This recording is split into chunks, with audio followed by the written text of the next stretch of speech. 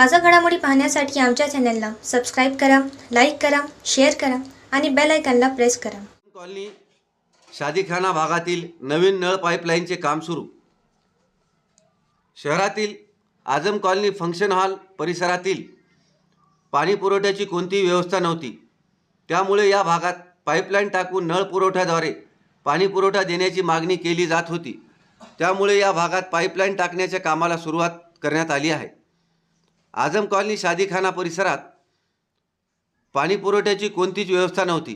त्यामुळे नगरपालिकेचे गटनेते शेख निहाल भैया, नगरसेवक अब्दुल माबूद बागवान यांनी नगरपालिकेकडे पाठपुरावा केल्यानंतर मुख्याधिकारी अरविंद मुंडे यांच्याकडे केल्यामुळे त्यांनी नगरपरिषद फंडातून या भागात नवीन पाईपलाईन टाकण्याची मंजुरी दिली।